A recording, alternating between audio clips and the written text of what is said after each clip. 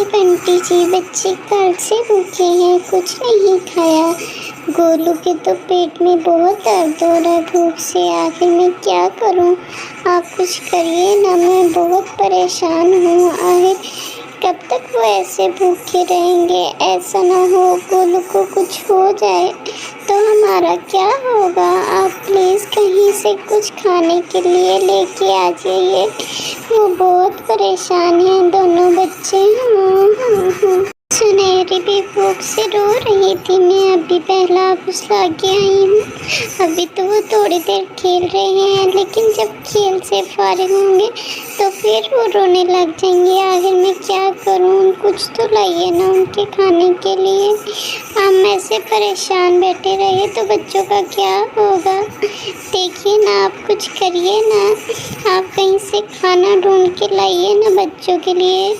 दोस्तों, ये है टोनी, सुनहरी उसकी बेटी और गोलू उसका बेटा, और बंटी जो बंटी कबूतर है वो उसका पति है। वो दोनों बहुत ही गरीब थे और बच्चों का पालन पोषण बहुत मुश्किल से कर रहे थे। बेटा, आप थोड़ी देर और खेलो ना। पापा आपके लिए खाने के लिए कुछ ना कुछ लेकर आते ही होंगे। मैंने उनको भेजा है बाजार, वो कुछ ना कुछ खाने के लिए ले आते हैं, तो मैं आप लोगों के लिए खाना बनाए देती हूँ। उतनी देर आप खेलो, फिर खाना खा के तो थोड़ी देर आराम कर लेना। जाओ, शाबाश बाहर अपने दोस्तों के साथ खेल लो थोड़ी देर, और ज़्यादा दूर मत जाना और जल्दी लौट कर आना, ठीक है? पहले तुम गोलू का ख्याल रखना।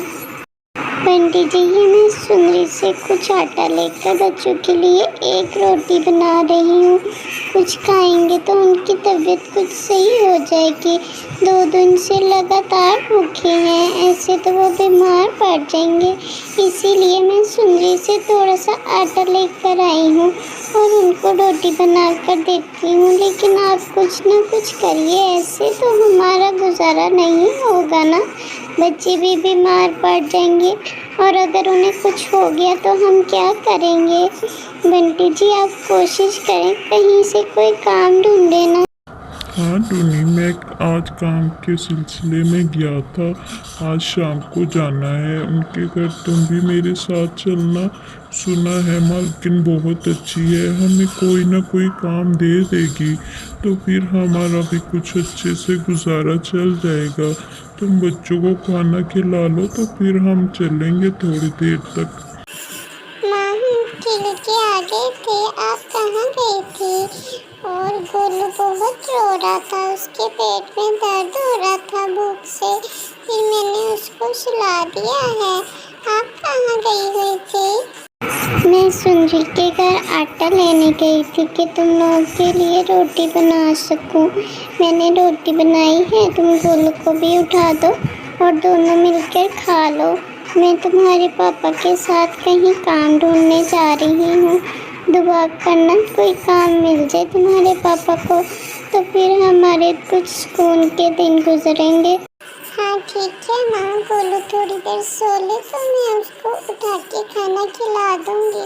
आप ख्याल से जाना और जल्दी लौट कर आना, मैं आपका इंतज़ार करूँगी। फिर टूनी और बंटी कबूतर मिलकर एक चिड़िया के पास जाते हैं जिसके बहुत ज़्यादा खेत थे। वो उससे उन खेतों में काम के लिए बात करने के लिए जाते हैं और वो मान जाती है और उनके हवाले अपने खेत कर देती है। वो बहुत ही अच्छी चिड़िया थी। मैं जानती हूँ तुम लोग मेरे खेत बहुत अच्छे से संभालोगी और उम्मीद करती हूँ कि अच्छी फसल होगी। तुम खूब मेहनत करना तो फल भी अच्छा मिलेगा टूनी। फिर बंटी बहुत मेहनत करता है, उस खेत को उगाने में दिन रात लगा रहता है। टुन्नी भी उसकी मदद करती है, उन दोनों की मेहनत रंग लाती है और फसल बहुत अच्छी होती है। फिर खेत की मालकिन आती है उनके घर, वो भी बहुत खुश होती है। टुन्नी, मैं तुम लोगों से बहुत खुश हूँ, तुम लोगों ने बहुत मेहनत की जिसका इतना अच्छा फल मिला। देखो तो सही, इतनी अच्छी फसल कभी नहीं हुई है। हाँ मालकिन, आप तो जानती हैं हमारे घर के हालात बहुत ख़राब हैं और इसीलिए बस हम इसी कोशिश में थे कि हमारे हालात भी सुधर जाएंगे और आपको भी कुछ मुनाफा हो जाएगा। इसीलिए अल्लाह का शुक्र है हमारी फसल बहुत ही अच्छी हो गई है। आपका बहुत बहुत शुक्रिया जिन्होंने हमें ज़मीन दी, आपका हम पर बहुत एहसान है। बच्चों देखो, आप शुक्र है हमारी ये फसल बहुत अच्छी हुई है। मालकिन भी बहुत खुश हैं। अब तुम्हारे पापा ढेर सारे पैसे लेके आएंगे तो मैं अपने बच्चों को अच्छे अच्छे खाने बना कर दूँगी और अच्छे से स्कूल में पढ़ाऊँगी। देखना तुम दुआ करो बस ये हमारी फसल ठीक ठाक बिक जाए तो फिर हमारी ज़िंदगी भी आसान हो जाएगी और मेरे बच्चों को फिर किसी चीज़ की कमी नहीं होगी। बहुत शुक्र है और बहुत शुक्रिया उस मालकिन का जिसने हमें ज़मीन दे दी थी। अब देखना तुम्हारे पापा पे ज़्यादा सारे पैसे लेके आएंगे और मेरे बच्चों की सारी चीज़ें लेके आएंगे। अब तुम लोगों को परेशान होने की कोई ज़रूरत नहीं है। टोनी और बंटी और बच्चे भी सब बहुत खुश थे कि अब उनकी ज़िंदगी में कुछ सुकून आएगा। फिर वो बंटी सारी फसल काट कर बेचने के लिए जंगल में जाता है और वो बहुत ही अच्छे दामों में बिक जाती है।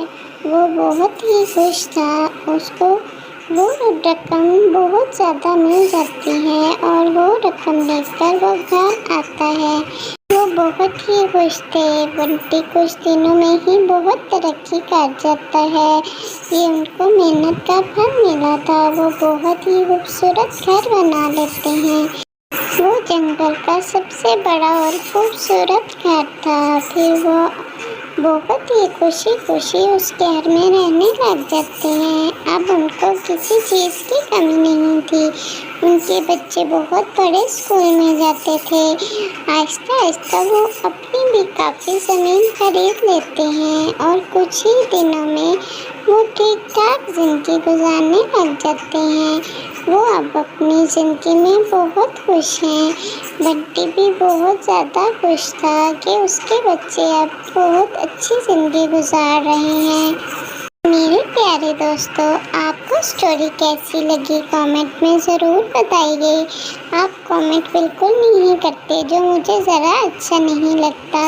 मैं आपकी दोस्त हूँ और मुझे कमेंट में ज़रूर बताएं और वीडियो को लाइक और शेयर ज़रूर करें और सबसे ज़रूरी बात चैनल को सब्सक्राइब ज़रूर करिए। Okay, thank you, bye.